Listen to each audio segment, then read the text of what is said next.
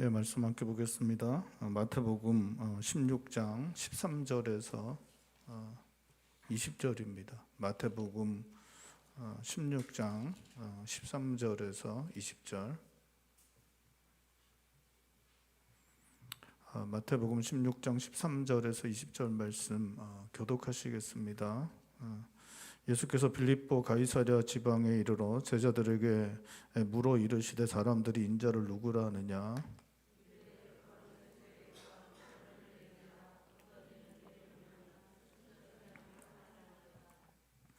이르시되 너희는 나를 누구라 하느냐.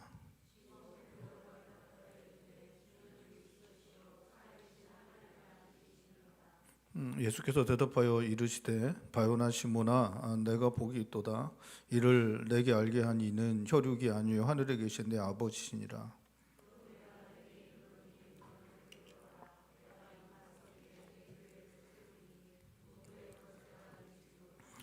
내가 천국 열쇠를 내게 주리니 내가 땅에서 무엇이든지 매면 하늘에서도 매일 것이요 내가 땅에서 무엇이든지 풀면 하늘에서도 풀리리라 하시고, 이에 제자들에게 경고하사 자기가 그리스도인 것을 아무에게도 이르지 말라 하시니라. 아멘.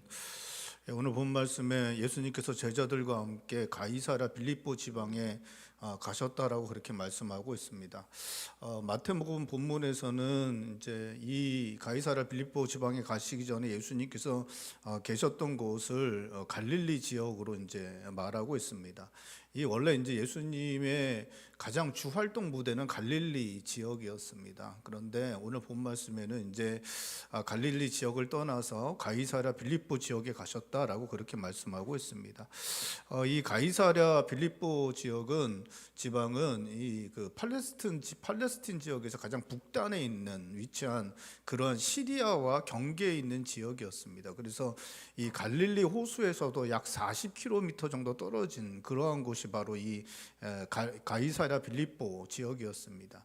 이 가이사랴 빌립보는 이제 그 헤롯 대왕이 그 아우구스토에게 잘 보이기 위해서 거기다 이제 대리석 신전 짓고 그 도시를 좀 이렇게 확장하고 이렇게 개발하는 그런 일을 하였고, 헤롯 대왕의 아들인 헤롯 빌립이 왕이 되었을 때는 이 사람이 이제 그 자기를 이렇게 왕으로 인정해 주었던 그러한 가이사랴의 이름을 높이기 위해서 도시 자체 이름 자체를 가이사랴라고 이제 지었습니다. 근데 이 도시의 이름 가이사랴가 또 다른 도시 이름도 가이사랴였기 때문에 사람들이 이제 그것들을 구별하기 위해서 이름 뒤에다가 빌립보를 갖다가 이제 붙인 겁니다. 근데 이 빌립보는 그 가이사랴라고 이름을 지은 헤롯 빌립에게서 따와서 그 빌립의 이름을 붙여서 가이사랴 빌립보가 된 것이었습니다.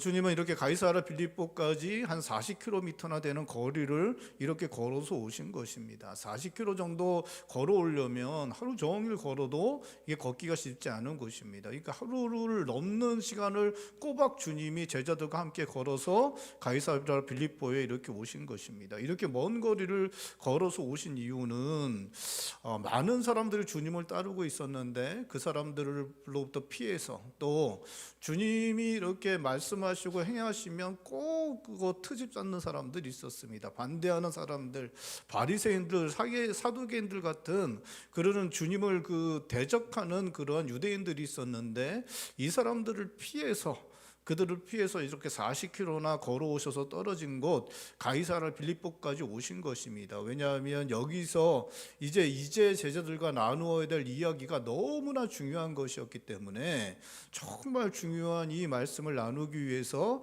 이 가이사랴 빌립보까지 40km나 떨어진 갈릴리 지역에서 주 활동 무대에서 40km나 떨어진 곳까지 걸어서 오셨고, 이제 제자들에게 그 말씀을 시작하시고 있는 것입니다. 주님은 제자들에게 묻습니다. 야, 사람들이 나를 누구라 하느냐? 주님께서 제자들에게 묻습니다. 그래서 제자들이 대답을 합니다. 주님, 백성들이 주님을 향하여 세례 요한이라고 합니다. 또 엘리야라고 합니다. 또 예레미야라고 합니다. 라고 그렇게 이제 제자들이 이야기를 합니다. 제자들이 참 그 센스가 있는 사람들이죠.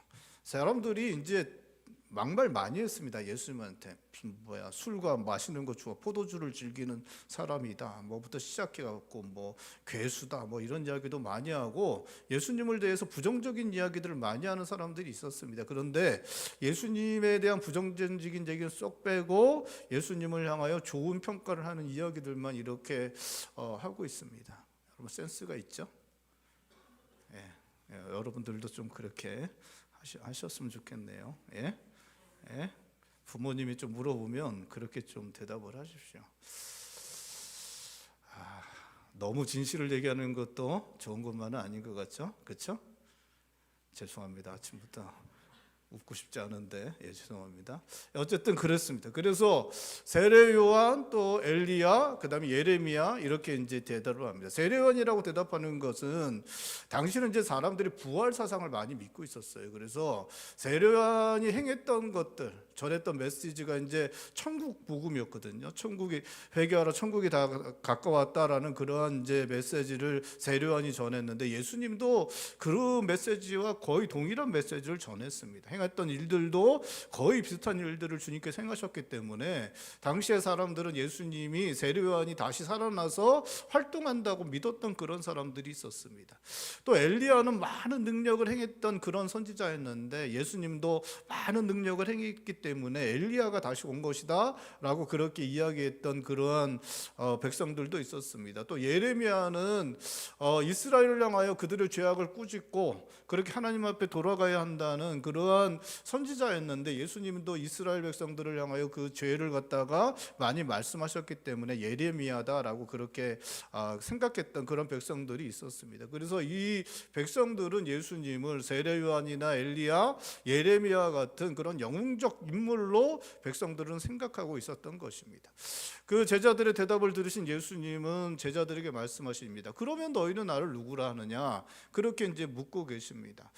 백성들은 나를 세례 요한, 엘리야, 또 예레미야라고 한다면 그렇다면 너희는 나를 누구라 하느냐? 그렇게 묻고 계십니다.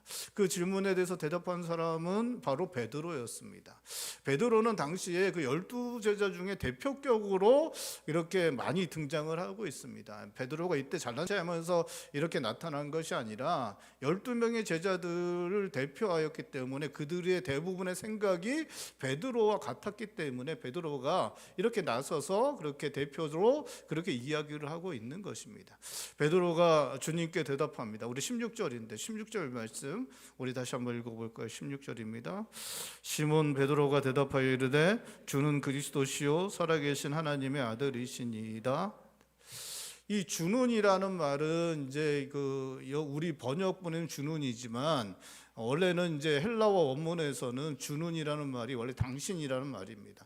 당신이라는 표현이에요. 그러니까 3인칭 극존칭으로 당신이 사용되잖아요. 뭐 당신이라는 말이 사용되는데 이게 이제 2인칭 대명사로 당신으로이라는 말로도 이제 사용되는 그런 표현입니다.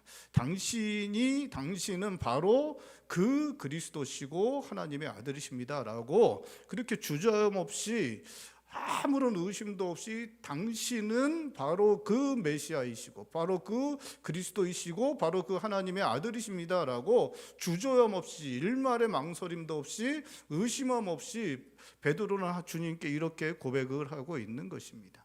그리스도라는 말은 헬라어인데 이게 이제 메시아, 히브리어 메시아의 번역어입니다. 이 메시아는 기름 부음 받은 자라는 거죠. 그렇죠? 그래서 뭐 제사장, 왕, 선지자 이 사람들이 기름 부음 받았는데 이 사람들이 역할을 다 동시에 하는 사람이고 이 사람이 뭘 하냐? 이스라엘을 구원하는 사람이다라고 이제 믿고 있었습니다. 그게 메시아 대망사상인데 그 메시아가 누구냐? 바로 그리스도, 바로 예수 그리스도고 이 그리스도가 메시아라는 말인데 예수님이 바로 그 그리스도 메시아다라고 그렇게 고백을 하고 있는 것입니다. 또 예수님은 그리스도 메시아일 뿐만 아니라 하나님의 아들이다라고 그렇게 말하고 있습니다. 살아계신 하나님의 아들이다. 영존하시는 하나님의 아들, 그 무한하시고 영존하시는 생명의 근원이 되신 살아계신 하나님의 아들이다라고 그렇게 고백하고 있는 것입니다. 바로 예수님이 성자이시다라고 그렇게 고백을 하고 있는 것입니다. 베드로는 놀랍게도 예수님을 향하여 예수님은 메시아이시고 그리고 살아계신 하나님의 아들이시다라고 그렇게 고백을 하고 있는 것입니다. 베드로는 3년 동안 주님과 함께 했습니다. 3년 동안 주님 가르치시는 것들을 다 들었습니다. 행하시는 것들을 다 보았습니다. 3년간 함께 자고 먹고 함께 움직였습니다. 예수님의 성품, 예수님의 말씀, 예수님의 행하시는 모든 그것들을 다 볼 수 있었습니다. 다 볼 수 있었습니다. 여러분, 제가 저번 주에 그 목회자 수련회 다녀왔습니다. 저희 노회에서 행하는 목회자 수련회 다녀왔습니다. 이렇게 목회자 수련회 가면 이렇게 예전에는 제가 이제 그 혼자 이렇게 목회자 수련회 참여할 때 다른 목사님들과 함께 이렇게 같이 방을 쓸 때가 있었습니다. 이렇게 다른 목사님들과 이렇게 방을 쓸 때 이렇게 한 3일 동안 같이 쓰면 많은 것들을 알게 됩니다. 그전에는 몰랐던 것들을 이제 이분이 어떠한 분인가를 이렇게 예전에 혼자 이제 처음에 이제 노예 처음 들어왔을 때 한 몇 해 동안 한 3, 4년 정도 제가 이제 혼자 다녔었는데, 그때 이렇게 목사님들하고 같이 이렇게 지내보면 많은 것들을 알게 됩니다. 뭐 그분도 그렇겠죠. 저에 대해서 많은 것들을 알게 되겠죠. 여러분, 이렇게 3, 4일 동안만 같이 함께 방을 써도 많은 것들을 알게 되는데, 여러분 3년 동안 예수님과 함께 먹고 마시면서 함께 지냈으니까 얼마나 많은 것들을 알게 됐겠습니까? 또 가르치시는 모습 말씀 듣고 행하시는 것도 모두를 듣고 모든 것들을 보고 또 함께 먹고 마시면서 그렇게 행동하시는 것들 모든 것을 본 이후에 결론이 무엇이냐? 그 결론이 무엇이냐? 베드로가 내린 결론은 주님은 메시아이시고 살아계신 하나님의 아들이십니다라고 이렇게 고백하고 있는 것입니다. 베드로는 사실은 이렇게 참 실수가 많고 잘못이 많은 사람입니다. 이게 복음서를 이렇게 보면 베드로가 이렇게 등장을 해요. 등장하면 그 등장과 함께 그가 실수한 것, 잘못된 대답을 하는 것이 참 많이 이렇게 등장하는 사람입니다. 베드로의 실수와 잘못은 계속해서 등장을 하는데, 결정적인 실수와 잘못은 예수님께서 잡히시기 전날 밤에 큰 소리 뻥뻥 치죠. 자기는 주님을 버리지 않을 것이고 주님과 끝까지 함께 죽는 데까지 함께 할 것이다라고 큰 소리 뻥뻥 치지만, 베드로는 결정적으로 주님을 3번 부인합니다. 그렇게 3번 부인할 때 저주하면서 맹세하면서 부인하는 그러한 모습들을 보여주고 있는 것입니다. 사실 베드로는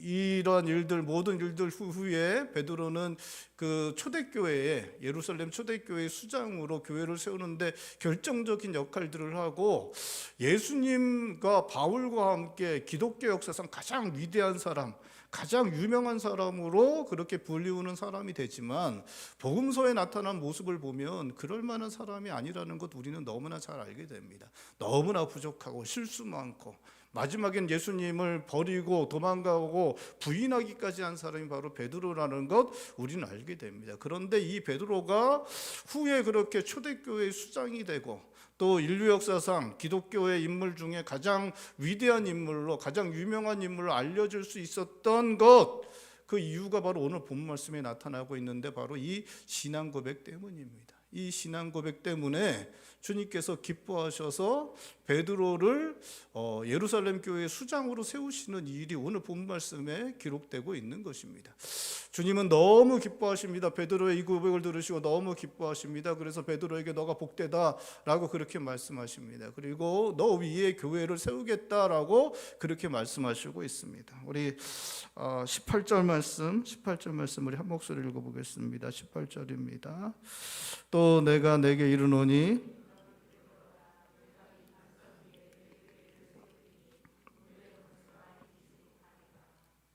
주님은 베드로의 신앙 고백을 그 베드로의 이름처럼 반석이라고 하십니다. 너의 신앙 고백은 너의 이름처럼 반석이고 나는 너의 그 반석 위에 내 교회를 세우겠다라고 그렇게 말씀하십니다. 여러분, 집을 짓는데 제일 중요한 것 중 하나가 이제 터를 잡는 것입니다. 이제 터를 잡으려면 어떻게 해야 되냐면 땅을 깊게 파고 거기다가 이제 깊게 이렇게 기둥들을 갖다가 박아 세워야 합니다. 그렇게 기둥들을 박아 세울 때 중요한 건 그 터가 반석과 같은 곳이면 그 터가 견고하게 세워지게 됩니다. 기둥들이 견고하게 세워지게 됩니다. 그곳이 이제 모래 땅이나 뭐 진흙 같은 데면 거기가 이제 그렇게 세울 수가 없는 것이죠. 이 반석과 같은 곳에 세워져야 건물들이 견고하게 세워질 수 있는 것입니다. 교회는 베드로와 같이 주님을 향한 신앙 고백을 하는 사람들 위해 세워져야 한다, 주님은 말씀하시고 있는 것입니다. 그 신앙 고백 위에 세워지는 것이 반석 위에 세워지는 것과 같고, 그런 반석과 같은 신앙 고백 위에 교회가 세워질 때 흔들림 없이 세워질 수 있다라고 주님은 그렇게 말씀하시고 있는 것입니다.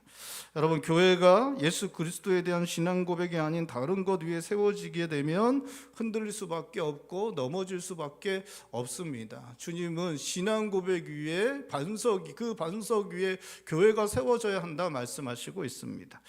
세상을 변화시키려는 것, 구제하는 것, 좋은 일 하려는 것, 그 위에 교회를 세우려고 하거나, 한 사람의 탁월한 목사를 중심으로 교회를 세우려고 하거나, 사람들의 합의에 의해 교회를 세우려고 하면 좋은 목적일 수도 있고 또 좋은 방식일 수도 있고 많은 사람들이 모일 수도 있지만, 주님을 향한 신앙 고백 위가 아니라면 그러한 교회들은 쉽게 흔들리게 되고 마침내 무너질 수밖에 없게 되는 것입니다. 주님께서 말씀하신 대로 베드로의 신앙 고백 위에 주님의 교회를 주님께서 세우셨습니다. 초대교회는 많은 환난과 박해를 당했습니다. 믿음 때문에 죽음당하기도 하였습니다. 하지만 그러한 가운데서도 베드로의 신앙 고백 위에 세워진 교회는 그 모든 것을 이겨냈습니다. 그 당시에 주어졌던 환난과 박해는 너무나 큰 것들이었습니다. 감당하기가 쉽지 않은 것이었습니다. 그 안에서 교회가 살아남을 수 있을까? 좀 부정적으로밖에 생각되어지지 않는 그러한 상황이 계속해서 펼쳐졌습니다. 그런데 놀랍게도 그 환난과 핍박, 그 부정적인 그러한 상황 가운데서도 교회는 살아남았습니다. 교회는 더 견고하게 뿌리 내려졌습니다. 주는 그리스도시요 살아계신 하나님의 아들입니다 라는 그 신앙 고백, 그 반석과 같은 그 위에 세워진 교회는 그 모든 핍박과 환난, 그 모든 부정적인 것들, 그 모든 것들을 다 이겨내고 견고하게 세워졌고, 로마 제국을 통해 온 세상을 하나님께로 인도하는 데까지 사용되어지는 일들이 일어나게 된 것, 교회 역사가 우리들에게 보여주고 있는 것입니다. 주님께서 주님을 향한 베드로의 반석과 같은 신앙 고백 위에 교회를 세우신다, 그렇게 말씀하시고 있는 것입니다. 주님은 이 신앙 고백을 한 베드로에게 천국 열쇠를 주시겠다고 또한 말씀하십니다. 19절 말씀도 우리 한 목소리 읽어볼까요? 19절입니다. 내가 천국 열쇠를 내게 주리니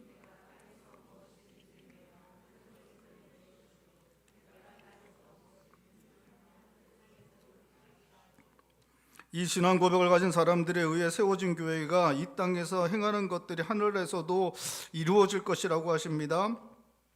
하나님의 구원의 역사가 예수 그리스도에 대한 신앙 고백을 가진 자들의 교회를 통하여 이 땅 가운데 이루어지게 될 것을 말씀하시는 것입니다. 교회를 통하여 천국의 문이 열리게 될 것 말씀하시는 것입니다. 천주교회는, 로마 카톨릭은 이 말씀을 통해 주님께서 베드로 위에 교회를 세우셨고 베드로가 교회의 통치권을 받았고 그 직계 후계자인 교황 역시 동일한 권리를 소유하게 되었다고 주장합니다. 그러니까 로마의 교황 제도의 그 가장 그 밑받침이 되는 그러한 말씀이 바로 오늘 본 말씀입니다. 이 말씀 때문에 초대 교황이 누구냐? 베드로다. 베드로 위에 교회를 세우셨고 베드로에게 뭘 주셨어요? 천국 열쇠. 천국 열쇠 주셨어요. 천국 열쇠 주셨어요. 그래서 천국 열쇠를 그 베드로에게 주셨고, 그것 때문에 그 베드로가 뭘 받았냐면 천국 열쇠를 받았고, 그 천국 열쇠를 다음에 두 번째 교황에게 이렇게 주고, 그 두 번째 교황은 세 번째 교황에게 주고, 뭐 이런 식의 일들을 할 수 있게 되었다라고 로마 카톨릭은 이렇게 주장을 하고 있습니다. 물론 이 말씀은 베드로에게 특별한 의미가 있는 말씀입니다. 여러분, 초대교회는 누구 위에 세워졌습니까? 초대교회는 누구 위에 세워졌어요? 베드로 위에 세워졌어요. 베드로 위에 세워졌습니다. 근데 엄밀하게 말하면 베드로가 그렇게 사용을 받았지만 베드로에게 뭐가 있었기 때문에 베드로가 이렇게 사용을 받았습니까? 신앙 고백이 있었기 때문에 그러한 것이죠. 여러분, 그러한 신앙 고백을 안드레가 했다면 그 당시에 초대교회는 누구 위에 세워졌겠습니까? 안드레 위에 세워지는 것이죠. 그렇죠?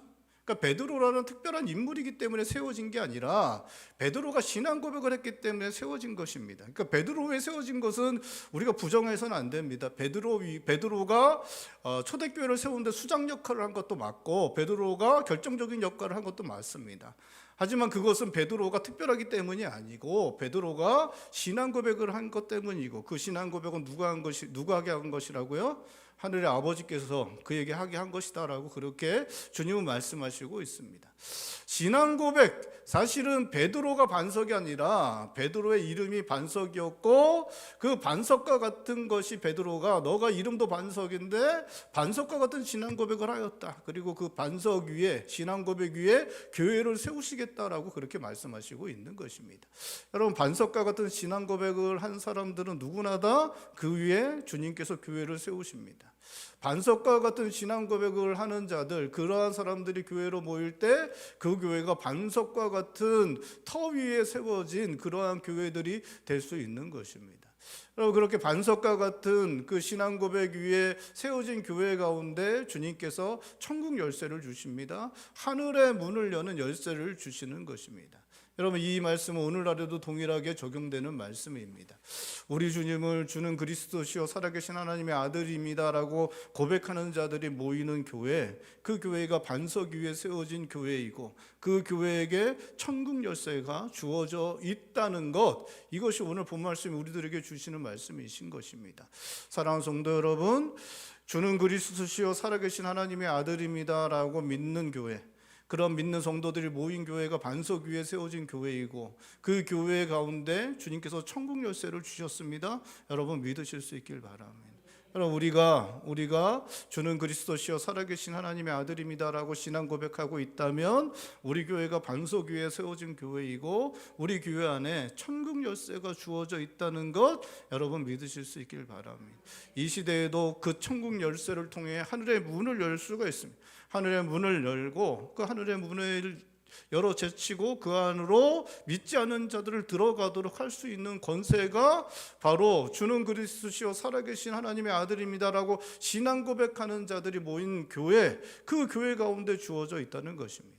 여러분, 우리가 모여 기도할 때 하늘의 문이 열리고 그 문이 열어 젖힌 그 가운데로 믿지 않는 자들이 들어가 구원하는 놀라운 역사가 우리를 통해서도 이루어질 수 있다. 주님이 우리들에게 말씀하시고 있는 것입니다.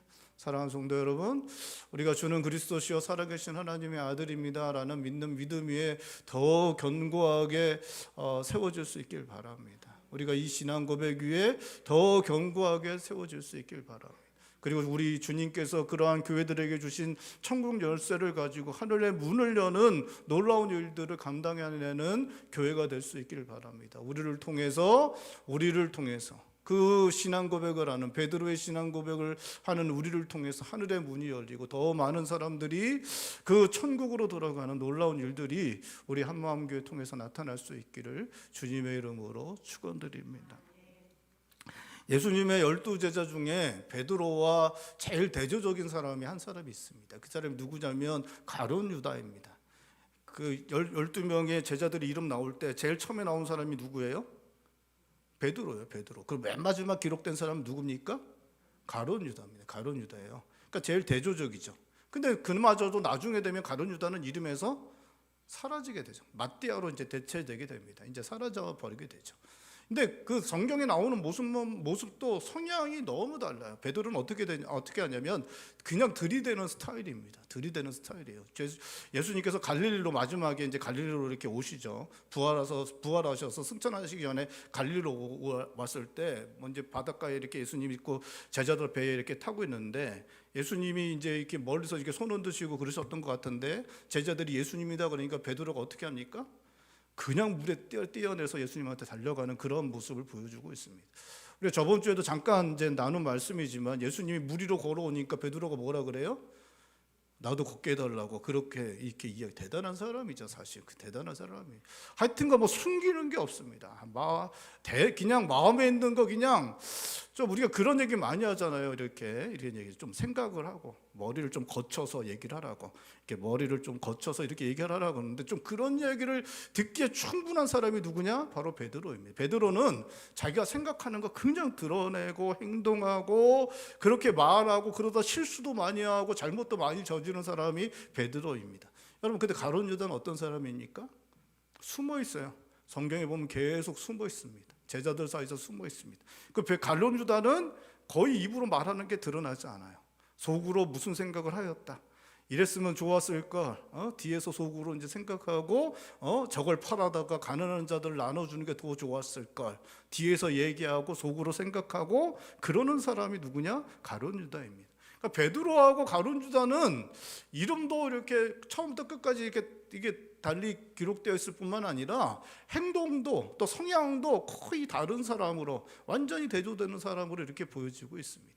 이게 베드로하고 가룟 유다는 너무나 다른 사람처럼 이렇게 보여지는데, 그들이 예수님을 향해서 똑같이 행동한 것이 있습니다. 그게 뭐냐면 둘 다 예수님을 배반한 것입니다. 이게 이제 방식도 다르고 뭐 의도도 좀 다를 수 있습니다.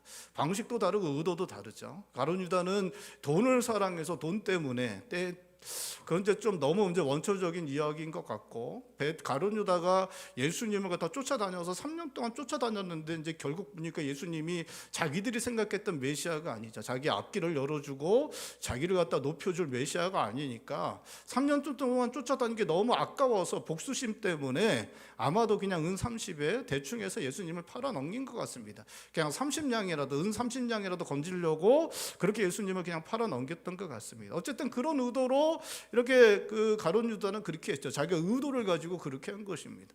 근데 이제 베드로는 그런 의도로 한 게 아니라 두려워서 그렇게 했죠.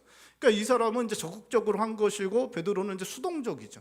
이제 두려워서 어쩔 수 없이 그렇게 이제 예수님에 대해서 부인하는 말들을 베드로는 한 것은 좀 다르죠. 이 방식과 방법은 좀 다릅니다. 그런데 정확하게 둘 다 예수님을 배반한 것은 맞습니다.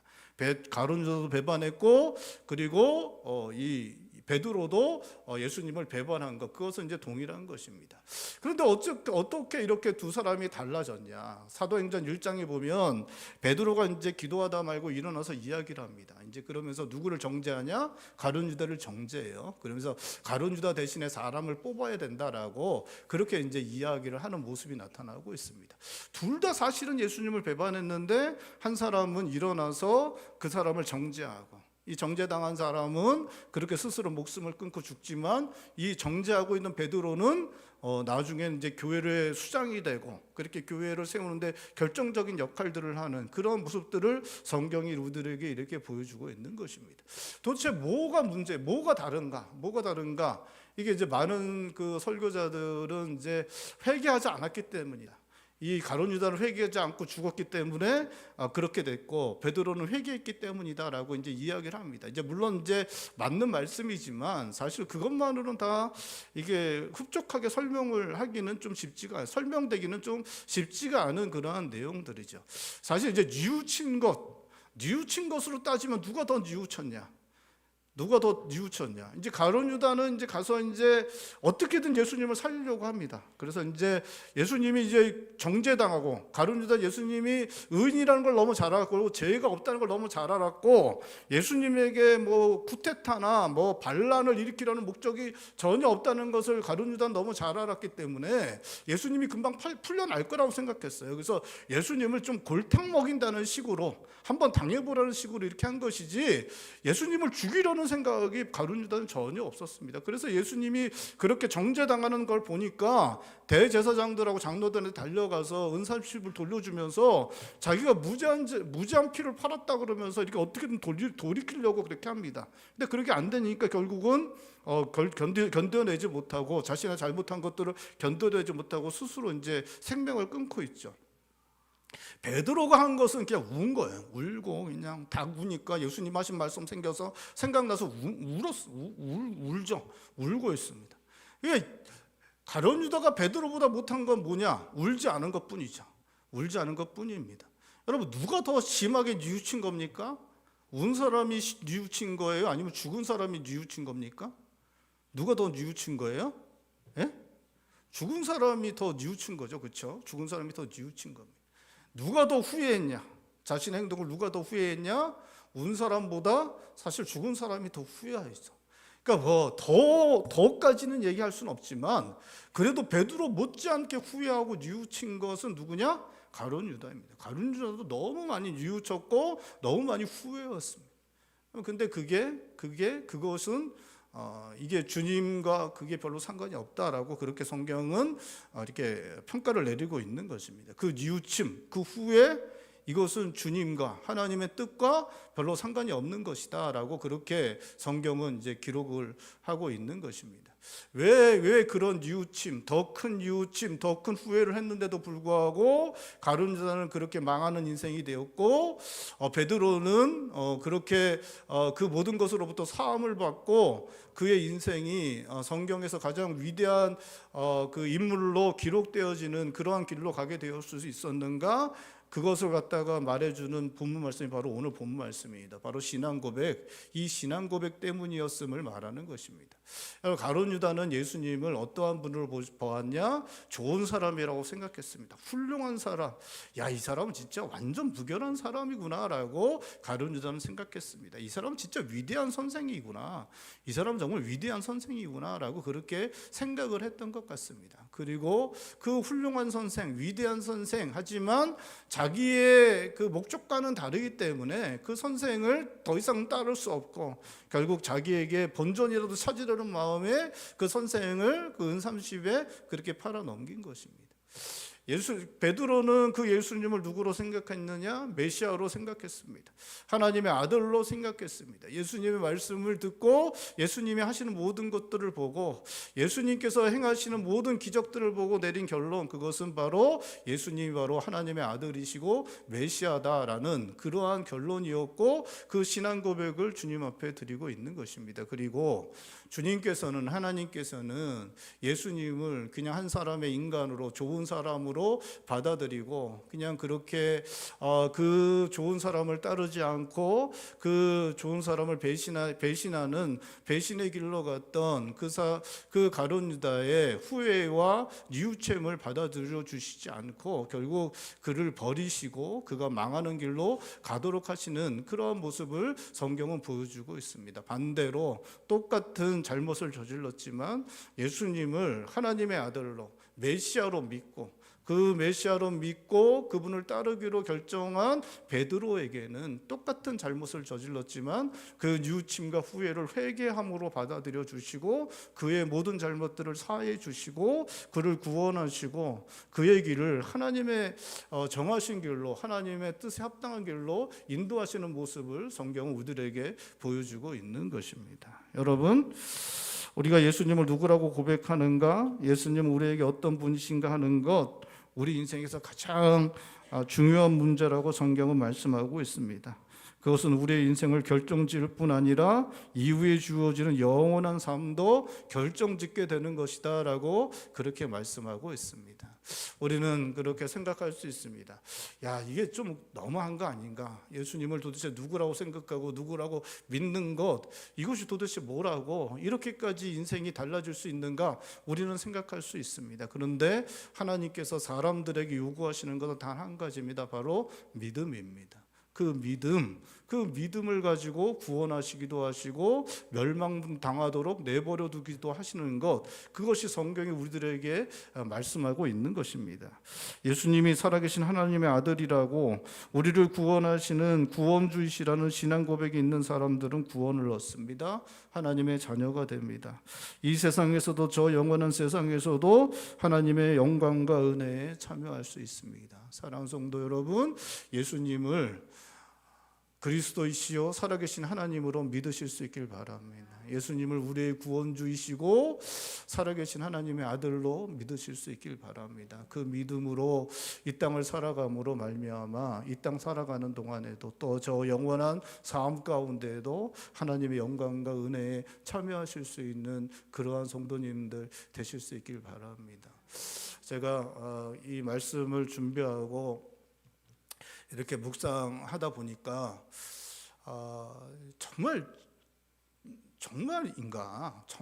정말 우리 인생이 끝나고 죽으면 정말 저 영원한 천국이 정말 펼쳐질 것인가? 정말 그럴까? 정말 그럴까? 막 이런 생각을 좀 이렇게 하게 됐습니다. 그리고 이 땅이 정말 모든 것 아닌가? 정말 이렇게 생각을 하게 됐어요. 그런 생각 끝에 하다 보니까 야, 진짜 믿는 게 어려운 거구나. 이게 진짜 보지 않고 믿는 게 정말 어려운 거구나. 이게 야, 목사인 나도 이런 생각을 할 때가 있는데 성도들은 어떨까? 성도들은 어떨까? 그런 생각. 야, 믿기만 하면 구원을 얻는다. 이거 얼마나 쉬워요, 그죠? 예? 근데 믿는 게 이게 사실 쉽지가 않아요. 믿는 게 사실 쉽지가 않습니다. 눈에 보이는 세상에서 우리가 살아가고 있기 때문에 인생 살 만큼 40, 50 우리 권사님, 집사님들 앞에서 이런 말씀 드리면 죄송하지만 40, 50년 살아보면 인생 다 거기서 거기고 지나보면 다 이렇게 되고 저렇게 되고 이거 빤히 알고 정말 그런데 이게 정말 영원한 세상이 있고 정말 그런 것에 대해서 세상 사람들은 무슨 동화 같은 얘기 아니야 그렇게 이야기하는데 이성적으로 생각해 보면 세상 사람들이 이야기하는 게 맞는 거 아닌가 그런 생각을 갖게 될 때가 너무나 많은 것 같습니다. 여러분, 성경은 믿는 것, 믿으면 구원을 얻는다라고 말하고 있고 가룟 유다는 오로지 믿지 않았기 때문에 예수님을 믿지 않았기 때문에 그렇게 멸망의 길로 갔고 베드로는 믿었기 때문에 이렇게 구원을 얻고 그 영광스러운 자리에 설 수 있었는데 이건 너무한 거 아닌가 우리가 생각할 수 있지만 사실은 여러분 보이지 않는 것을 믿는 것 이것은 너무나 어려운 일입니다. 그리고 그 믿음을 가진 자들에게 성경은 분명히 말씀하고 있습니다. 영원한 구원이 주어질 것이다. 이 땅 살아가는 동안에도 하나님의 영광과 은혜가 임하는 삶을 살아가게 될 것이다. 성경은 우리들에게 약속하고 있습니다. 사랑하는 성도 여러분, 성경을 믿으실 수 있길 바랍니다. 이 약속을 믿으실 수 있길 바랍니다. 이 반석 위에 서실 수 있길 바랍니다. 우리가 이 반석 위에 서서 교회로 모이고 또 하나님께서 약속하신 대로 천국의 문을 여는 그래서 더 많은 자들을 천국으로 인도하는 그러한 교회로 서갈 수 있기를 주님의 이름으로 축원드립니다. 기도하시겠습니다. 우리 시간에 기도할 때 주님, 우리의 믿음 없음을 긍휼히 여겨주셔서 반석과 같은 믿음 위에 서게 하여 주시옵소서. 주는 그리스도시요 살아계신 하나님의 아들입니다라는 고백이 우리의 고백이 되게 하시고 그 고백 위에 우리의 교회를 세우고 우리의 가정을 세우고 우리 인생을 세워 주님 기뻐 받으시는 교회 가정 또 우리 인생 되게 하여 주시옵소서. 우리 시간에 한 목소리로 함께 기도하겠습니다. 기도합니다.